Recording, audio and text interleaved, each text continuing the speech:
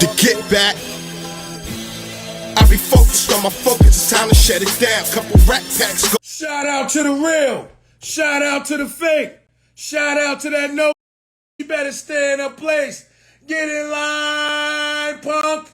Shout out to the real. What's going on, dog? What's good, fam? How you doing, man? You good? Big dogs in the building. What up, fam? Nah, much, you know, just watching a DeAndre Jordan sighting in the NBA Finals game. That's interesting. Why is that interesting? Nah, just DeAndre Jordan's in the NBA Finals game. I'm just shocked to see it, you know? Did not expect that. Did you watch the fight last night? I did not. I didn't even know there was a fight. That's the Floyd fight, right? Yeah. Yeah, I didn't even know there was a fight. I was like, wait, what? When I saw, I was like, On a Sunday. I looked around. I'm like, I had no idea. I was playing Madden and stuff too. So I'm on my group, my Madden group, and I'm like, hey, Floyd fought. It was like, You see? yeah, You seen all the craziness that's been on social media about it? yeah, dude, that's insane. I can't believe my man's legit thought he had a chance, and that was he didn't have a chance in the actual boxing match. And then he said, nah, you know what? I'm going to test his hands to see if he really like that for real. Then he learned and realized the king of defense is a elite counter puncher, you know? Facts. I didn't see him really lose the beat. Yeah. He's quick. He said, oh, you thought it was sweet? Nah, let me show you, bro. These hands rated D for everybody real quick. Anybody can get it, you know? Facts. So what's going on with you, man? Not much, man. You know, just enjoying life, traveling the world, wrestling, baby. Having How's the fun. wrestling game treating you? Oh, it's going good. Always treating me good. You know, we on SmackDown now. So that's cool being on Friday nights. And it's it's always fun. Starting off the weekend, right? So, you know, get the party started with us, you know? So how much preparation goes into each match? A lot of preparation, honestly, just getting mentally prepared and all this stuff, and you want to go out there and you want to put on a show. So obviously preparation wise, say for me, I always do stuff to calm me down before I go out there, just because I don't want to get too worked up and be too overzealous, too overhyped and stuff like that. And I just remain cool, calm, and collective, and just anything that keeps my mind right and get me to go out there and be my best. Did anybody ever go off script during the show? Nah. How long do y'all prepare for the show? Because I can forget what I'm supposed to be doing in there. Oh, man, bruh. Takes us all day, pretty much, you know? It's an all-day thing. True. Even when we in the airport, we getting ready for the show. So let me ask you something. So being a tag team, and I know you can ask this question a lot. Mm-hmm. So I've been hearing rumors, I'm reading it on social media that, you know, they might break y'all up. Is that real? Nah. But what if they did, though? I mean, if they did, we still brothers in the end. You know, Tez is my boy. We've been cool ever since he started. I started a little bit before him in NXT. So, we've been cool ever since he stepped foot at NXT. So, we always got each other's back. And no matter whether we're out there in a singles match or as a tag, you know what I'm saying? If we split up, we going to have each other's back no matter what. Yeah. You know, because I've been hearing, you want to still remain cool. But I would kind of you know what I'm saying, if y'all got into it. That'd be nice, man. I mean, hey, look, man. As far as we concerned, I mean, we rather be cool, you know. You got the true underdog story. Can you tell us a little bit about that? I mean, you know, straight out of college, I got recruited out of college. I went to Harper College in Illinois, JUCO. Mm-hmm. Played football there, wrestled, I did track, won national championships in all three. We had national duels for wrestling. and one of my coaches, they always like to like play jokes on everybody and stuff like that. And they're like, "Hey, yo, Jerry Briscoe's here, Vince McMahon's right hand man." I was like, "What?" There's like Jerry Briscoe, and I'm like, "All right, bro, whatever." And I'm like getting ready to go out there and wrestle. So like I'm trying to get my mind right. These dudes out here trying to play pranks and stuff and joke around. And like I'll joke around, don't get me wrong, but like when I'm getting ready to go into a competitive state, like I have to like turn that switch and be serious and like be dialed in, or else I'm gonna go out there and get folded up real quick. But but I go out there, I handle my business, I come back, first person that meet Jerry Briscoe as soon as I stepped off the mat, and we talked. And that was in 2012. We talked at National Duels. He got me a trial later that year, and I've been in WWE ever since. So, so when you talk about wrestling in college, was this real wrestling? Yeah. Yes. How good was it? I was all right. I mean, like the crazy part was I had no plans of wrestling in college. Like I wrestled in high school. I like cut weight, wrestled at 215. Had to cut from 260 to 215 in high school. Missed a couple Thanksgivings. So once I got to college, I was like, hey, I kind of want to enjoy Thanksgiving. So I have no plans of wrestling. I want to enjoy Christmas. And sure enough, second semester hit, and Harper had a bunch of heavyweights that were either hurt or they just ended up quitting. So they were in need of a heavyweight. And so basically, our defensive coordinator tracked me down because they asked me before Christmas break if I wanted to wrestle, and I was just like, nah, I'm about to go eat, bro. And but nah, they like tracked me down and dragged me to the wrestling coach's office, and then that's how I ended up wrestling in college. And it was, I mean, I was ranked 8th in the nation at one point. So yeah, like that was the year I was one match away from All-American, which I was like, that season was pretty much over halfway done. I wrestled for like 3 weeks pretty much. So how did you lose that match? Man, I got tired. My conditioning was not there. Like wrestling wise, like by that time, like everybody was starting to hit their peak. I was still like getting into wrestling shape in a way because I started so late. And but I was winning, and the dude just started coming back on me, and I just had no answer for it. And I was like I was like, all right, never again. After that. Yeah, wrestling in high school, I used to always like be ashamed to put those tights on.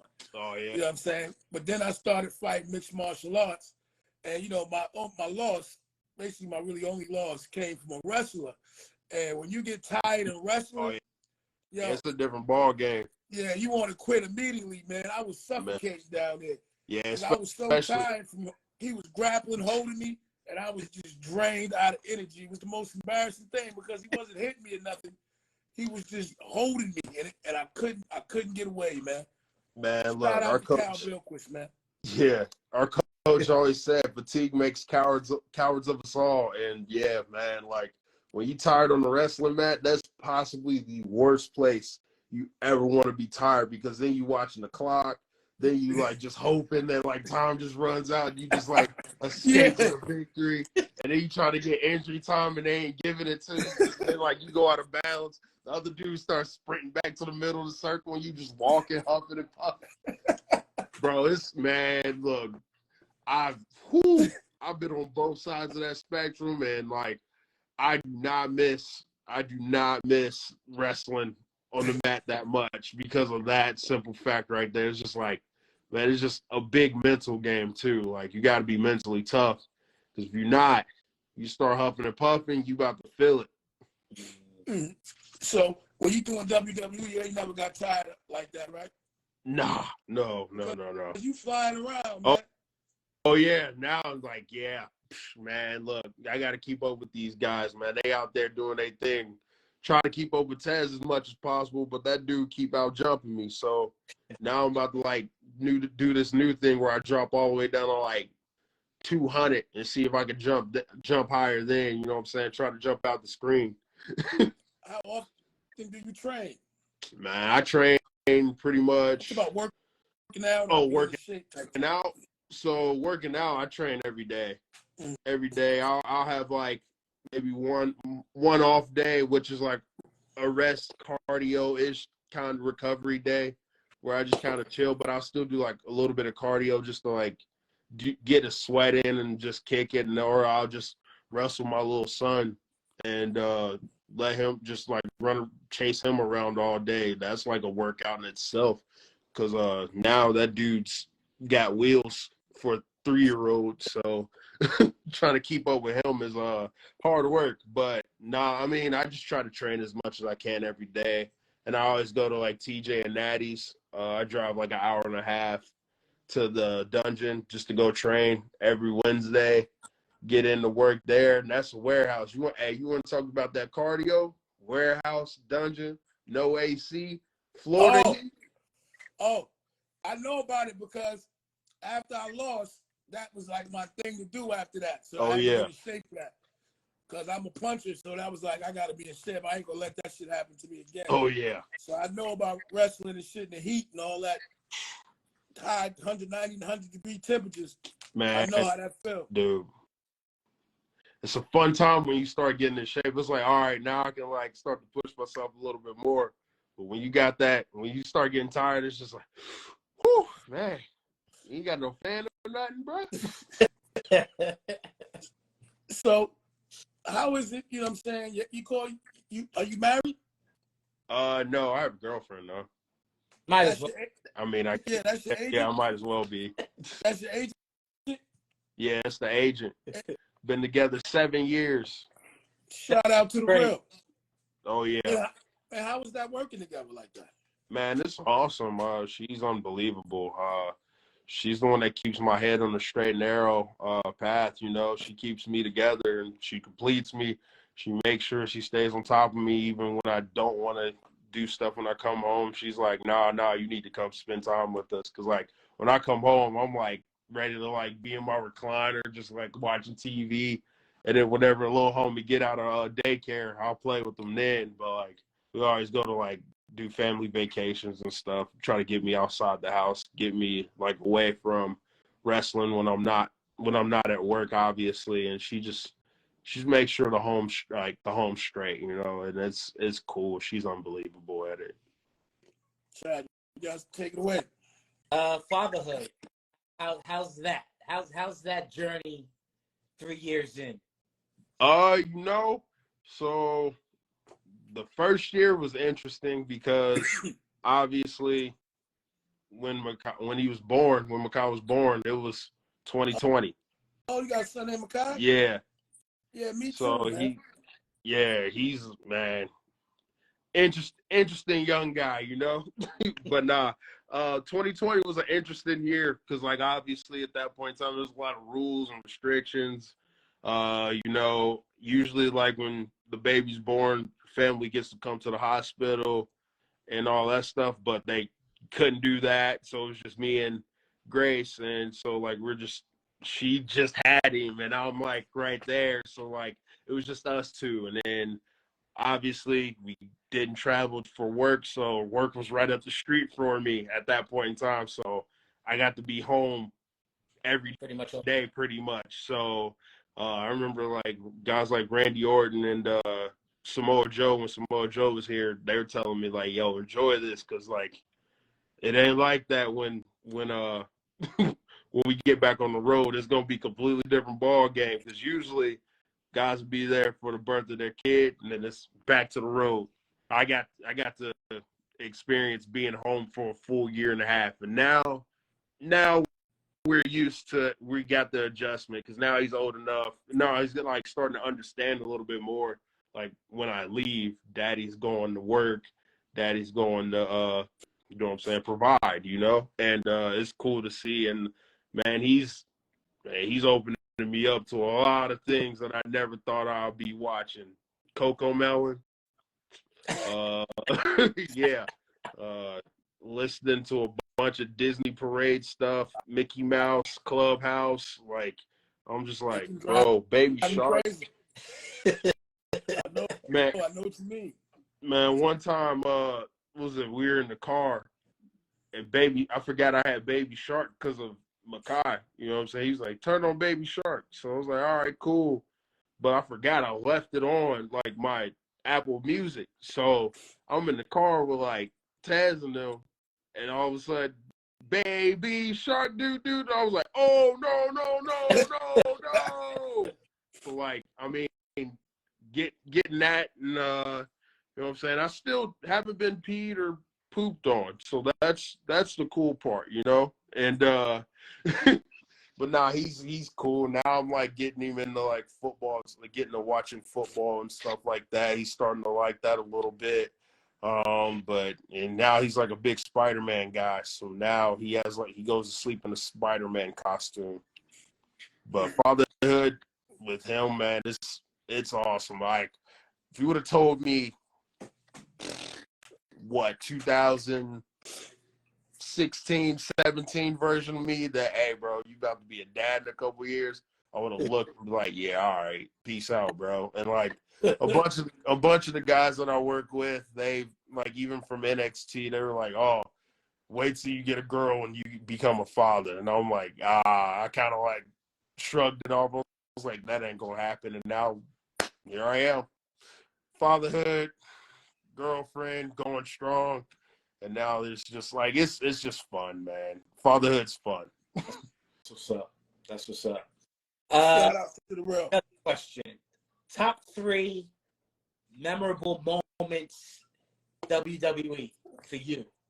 Top 3 memorable moments, man. See, everybody has like a bunch of like crazy cool matches. Me, I have one. There's one match for me, but then the other ones are like just really funny stuff that has happened.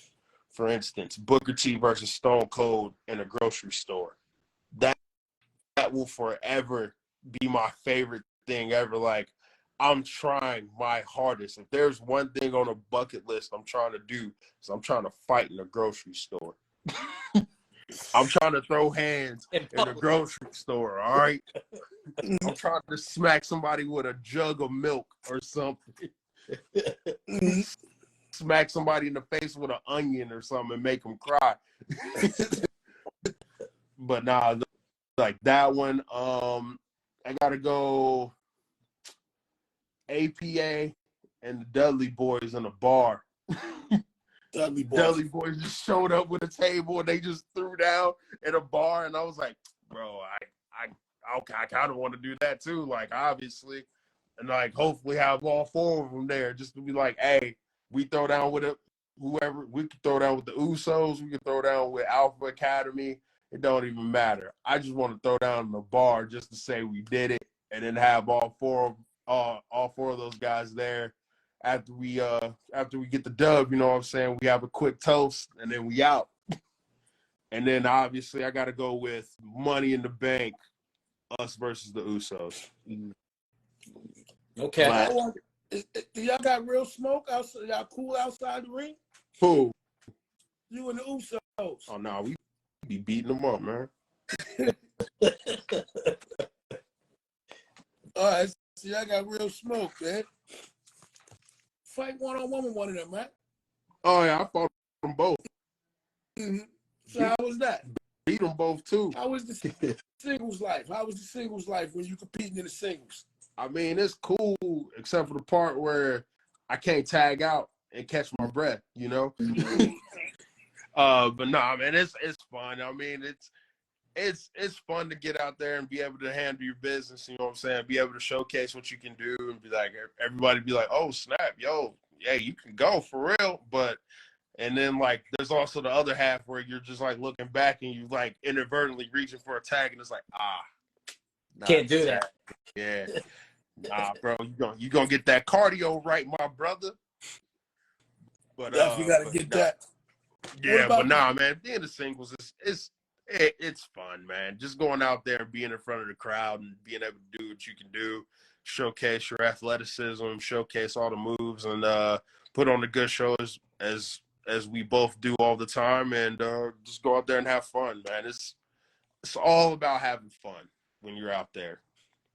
What do y'all do on the road, man? What do y'all do after a match or in between time? We depends on if we have to go to another town or not. The next day we'll drive. Obviously we'll blast music. We'll annoy Bianca. Me and Tez, we will annoy her to the end. I watch football, like if it's football season or basketball season, I have YouTube TV on if I'm in the passenger seat. And the game is just on the car, and I'm just like freaking out, yelling at the TV or my phone the whole time. We just kick it, man. We chop it up, ask each other how we doing. Because, like, when we go home, we try, like, we'll kick it every now and again when we're home, obviously. But, like, when we're home, it's more like family time. I'm with my family. Taz is with B.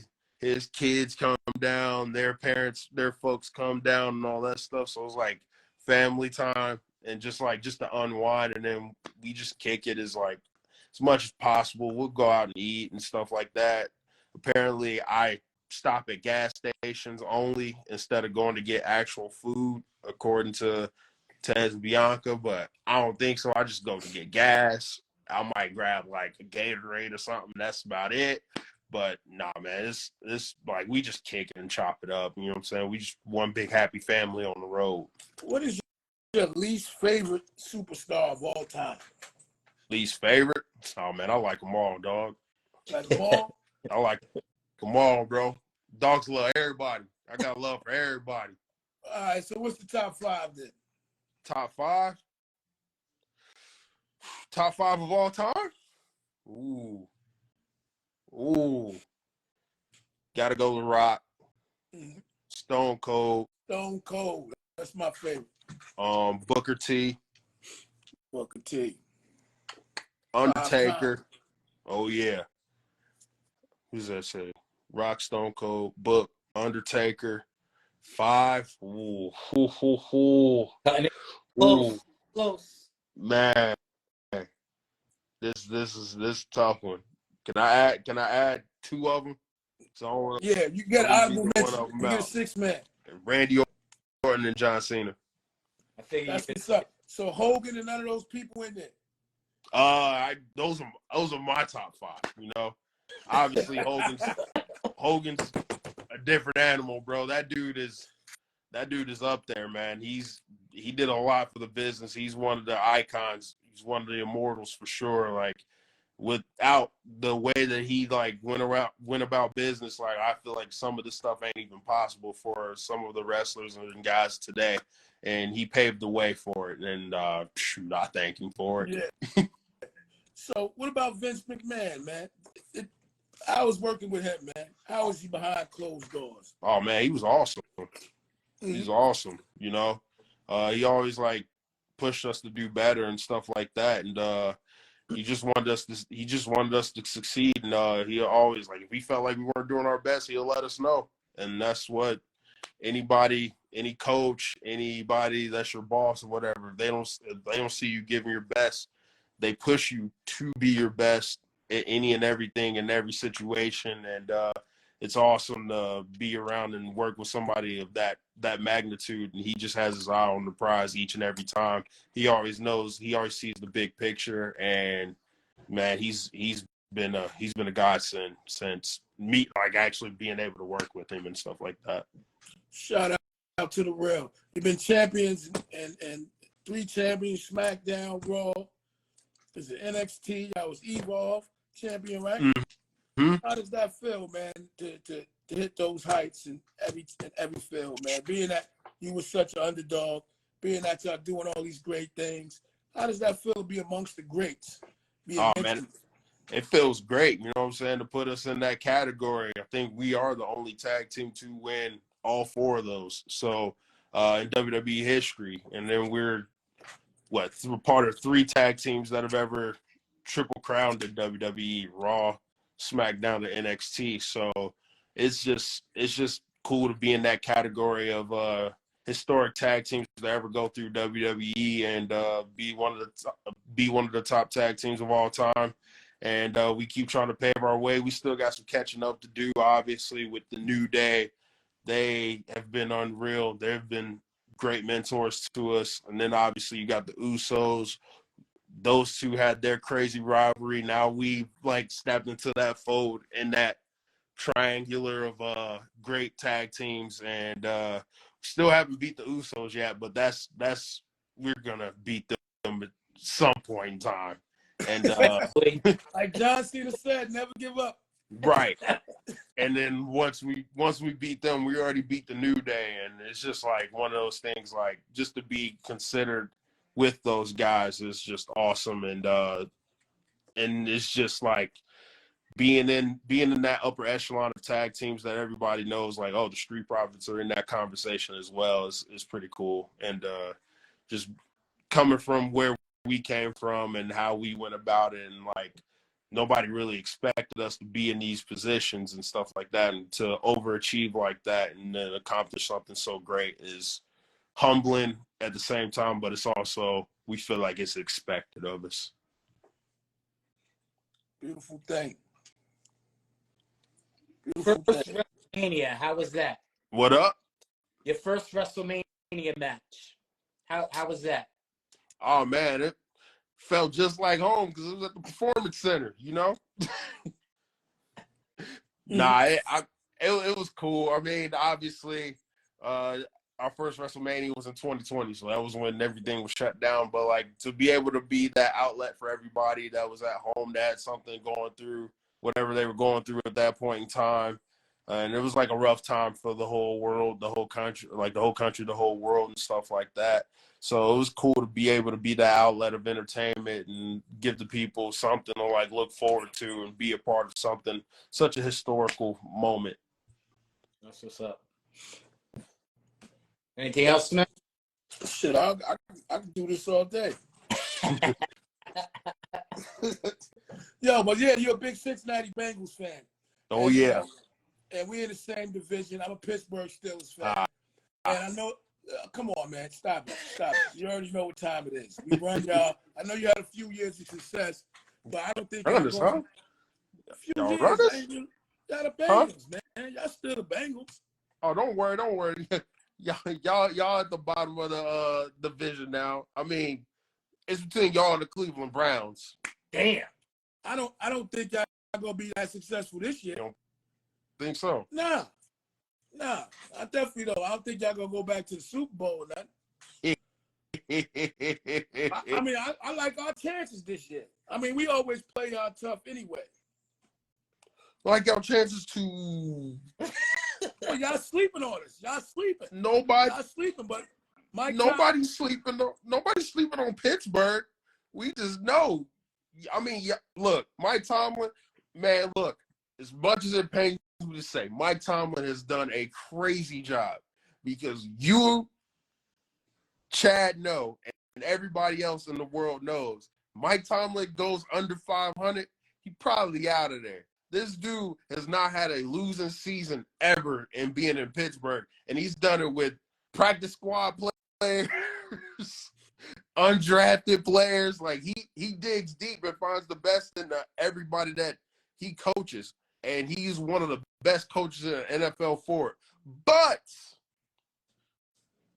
we talking about reality here. So you're saying that road is ending soon for Pittsburgh and Tomlin? No. Kenny Pickett ain't the answer. Kenny Pickett is decent. He decent. He decent, but he ain't the answer. Listen, we always got players that people be sleeping on that come through. And like I said, this year we're going to surprise a lot of teams, including the Bengals, man. I'm a Lamar Jackson fan, too, so it's kind of weird because I be rooting for Lamar Jackson. But I'm never going to root for the Cincinnati Bengals. That's for sure. So hold up. You root for a guy on the team where y'all consider them to be more of a rival than the Bengals. Yeah, I mean, not when they play us, but when I'm watching Lamar, I'm wishing for Lamar to do big things. Oh, man, I hope he balls. Yeah. I hope That's he balls, all. not against the Bengals, but everybody else. I hope he balls. Everybody else, yeah. But I damn sure don't want y'all to win again. Even though I like your quarterback. I like Chase. You know what I'm saying? T-Hig. But go ahead, T-Hig. Yeah. Tyler Boyd. I like those guys. I like Joe, but he got a lot of swag. You know what I'm saying? But I think that's over with, man. Y'all had time. Y'all gonna take a step back this year. We gonna take a step back with a way better offensive line than what we had the Yeah, that's past what they 2 said. years. That's what they said. But I'm not trying to hear that. I'm not trying to hear. You're a Lakers fan too. You a Lakers fan? Oh yeah, bro. Wherever Bron go, I go, baby. Yo, me too, man. Yo, my friends be joking on me because of that. Hey, like, yo, man. you ain't no real Lakers fan. You the LeBron fan. I'm like, so what? Yeah, so what? So, and Yeah. you act like I'm gonna be ashamed of that? Yeah, it's been a beautiful ride, man. Yeah, 20 good years. Exactly. Let me ask you something. What do you think happened against Denver, man? Well, I'll say this. Game 1, when they came out with that 3-guard lineup, I knew that was going to be a long day in the ballpark. Just because it was Denver. They're way bigger, way more athletic. And then, like, man, nobody was expecting AD to get torched like that by Joker. But at the same time, you look back when they played Denver Nuggets in 2020, they had JaVale McGee and Dwight Howard. So, like, AD wasn't just strictly sticking Joker the whole time. Heck, it was so bad to a point where they brought Dwight Howard in to start against Joker, and he was giving Joker fits. Like, it was like the only dude that could defend Joker was probably Dwight Howard. Probably still is, to be honest with you. And it was just, and then, like, not only that, the Lakers are bad 3-point shooters. But for some reason, and also they're really bad at transition defense, getting back in transition. So what translates for bad 3-point shots taken, like not even wide open. Like it was just like pass. Oh, I'm gonna just shoot. Clock winding down, I'm gonna shoot. And then anybody that got the ball for Denver, they were like, push the pace. Outlet. Yeah, it was like LeBron and them ain't getting back in time, and they was just having them in fits. And then when they would set their defense, it was just like there's nothing they could do because everybody done. It was like an ocean for everybody. We couldn't get one. Couldn't get we one, couldn't bro. get one, man. Miami got one. I'm like, I can't believe we couldn't get one. Well, here's the difference between Miami and the Lakers. Miami is better 3-point shooting than the Lakers, and not only that, they got enough fresh legs to get back on defense and transition.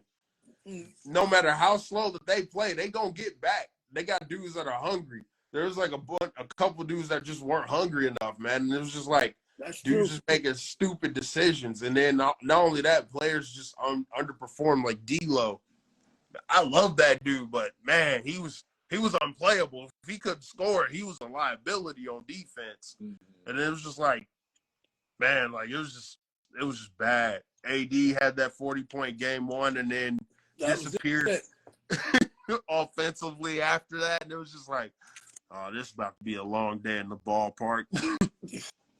So what do you think? It's over with tonight between Denver and Miami?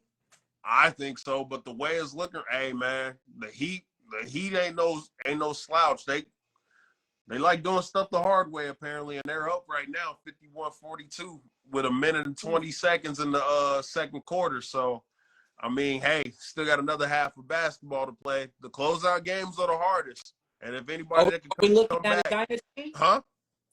Are we looking at a dynasty with the Nuggets? No. Even if they win, the league ain't gonna let that happen. Let that happen again. Somebody's gonna make a team just solely to beat them, and it's gonna be very interesting to watch. Jokic and Murray are gonna be unreal, but I don't think Bruce Brown stays. I also don't think. Bruce Brown, he's looking for a contract. Maybe Aaron Gordon, I think.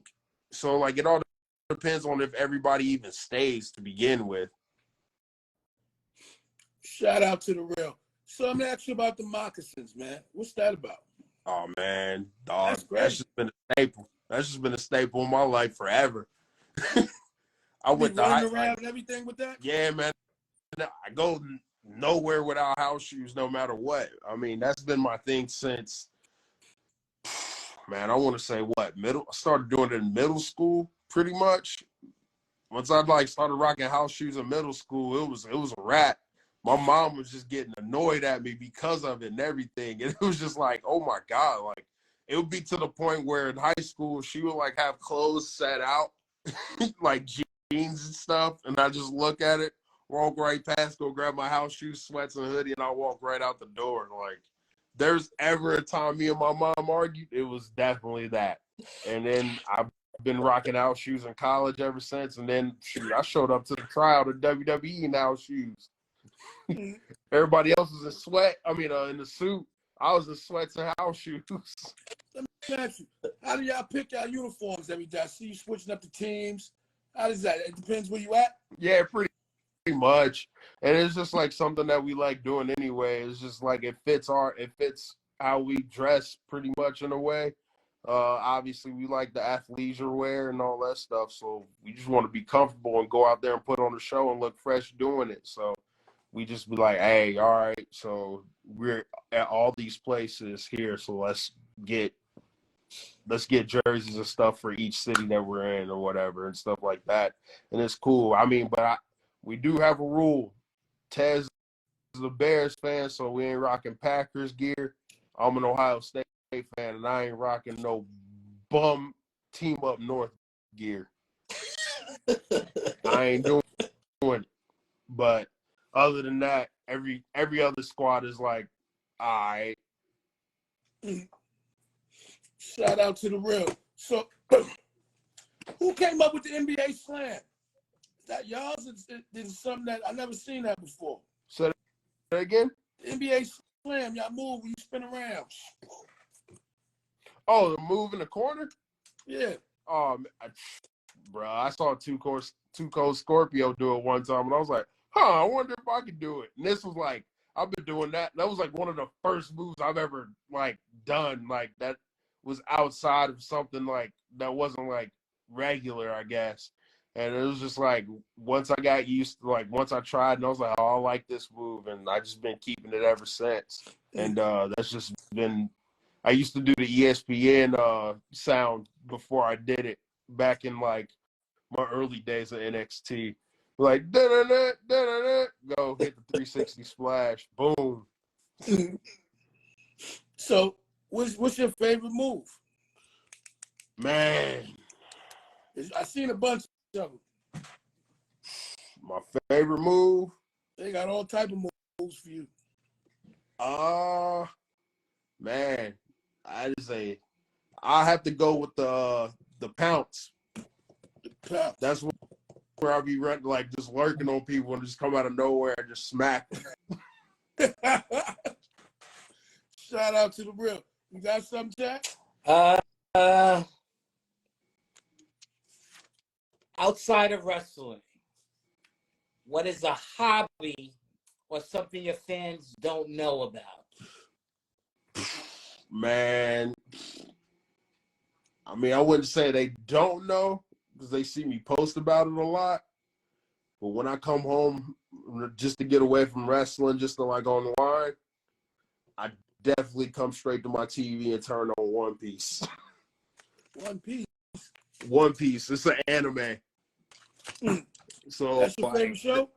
Yeah, that's my favorite show. I started watching that in the pandemic, and it's been it's been a cartoon, it's been an anime since 1999, and it's still going till now. So I started by the time I started watching, they were already making they were getting close to episode 1,000.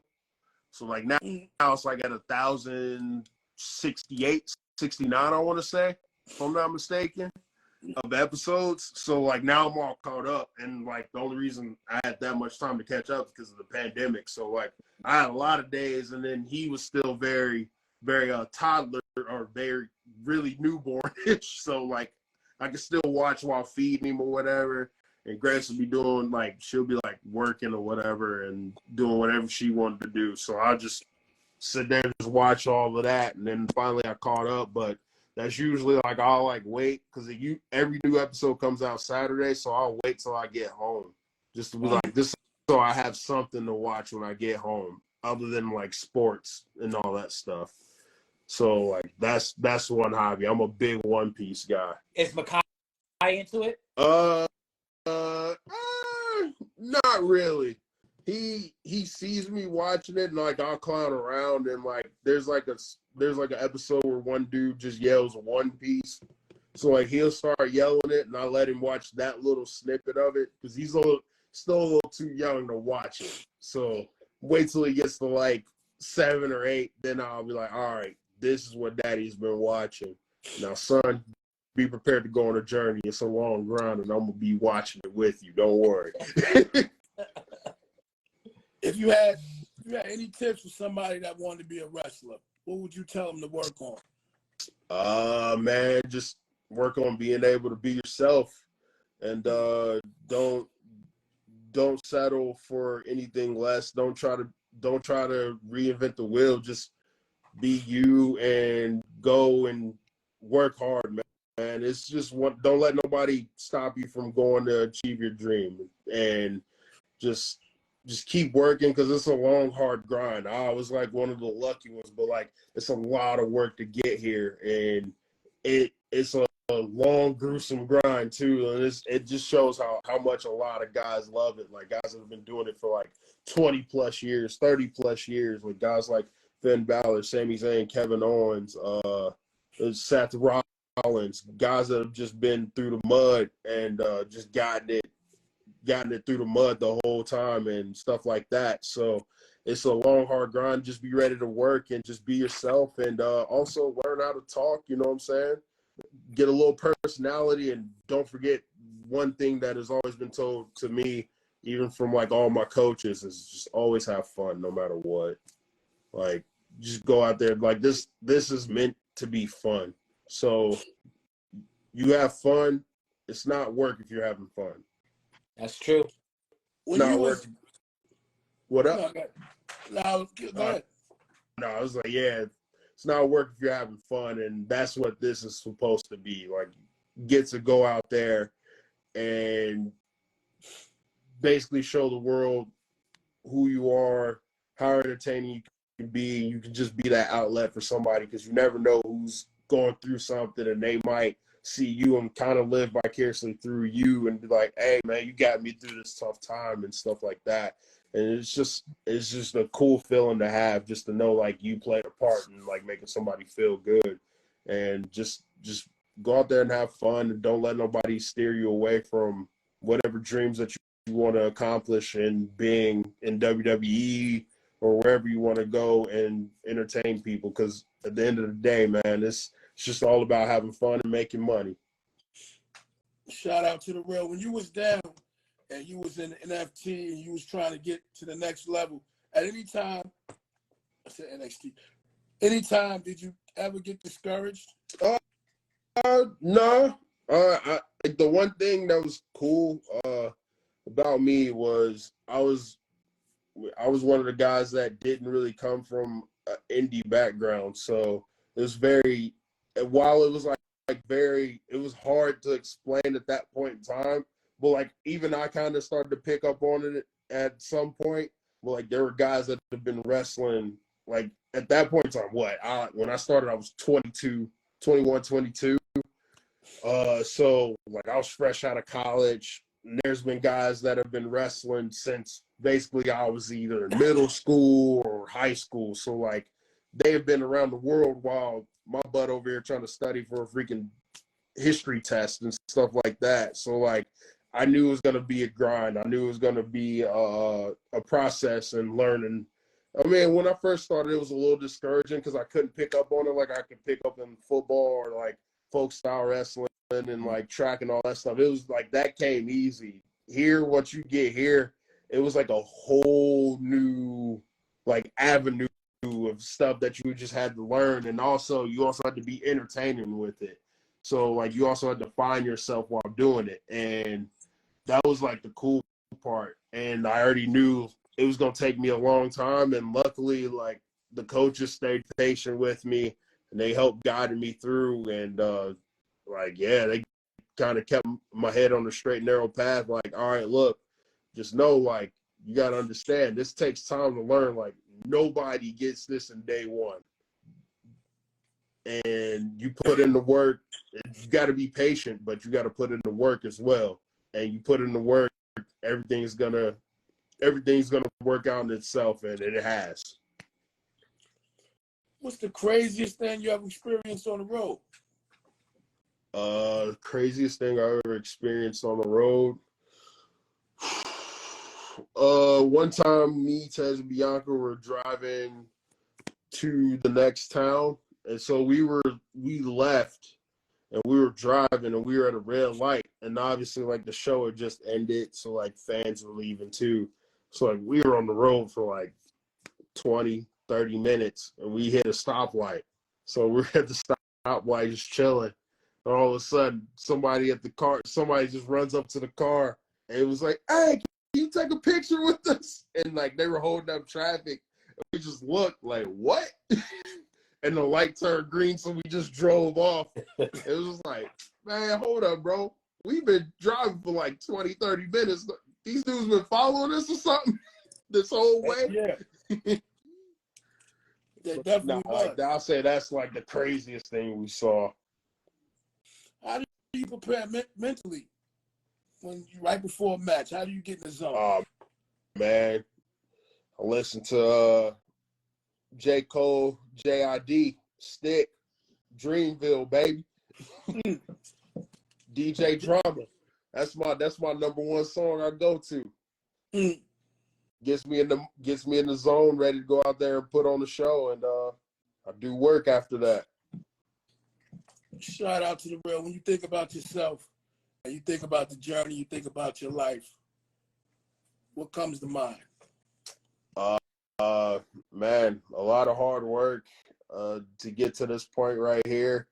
A lot of sacrifice, a lot of believing in yourself, a lot of having a good support group around me, like my girlfriend Grace, my son Makai being the drive, like those two being my why on why I do things. My mom,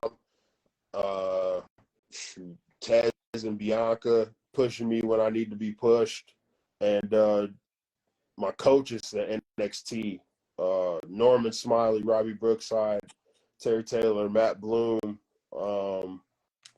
Johnny Moss, and Billy Gunn. Like those guys were pushing me through and through, and keeping my head on the straight and narrow path, and just to get to this moment right here. Like I talked to Norman not too long ago, and he was like, man, it's crazy to think you still rocking house shoes, but now you're like at a spot higher than, like, you're out here doing like big things. You know what I'm saying? You're wrestling at WrestleMania in Hollywood and stuff like that.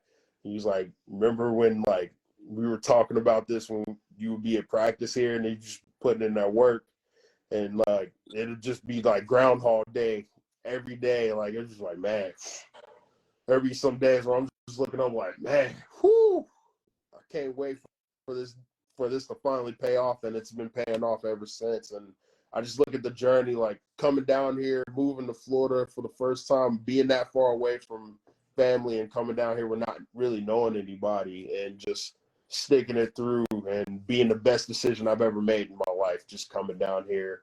And just, man, the trials and tribulations. Been wrestling going on 11 years in September. I tried out right around this day in 2000, right around this time in 2012. So like it's been 11 years since that tryout. So like it's just, man, that grind. Like sometimes I sit back and I'm like, you got to give a shout out to the big man upstairs on some of the things that have been going on here, and like it's without him,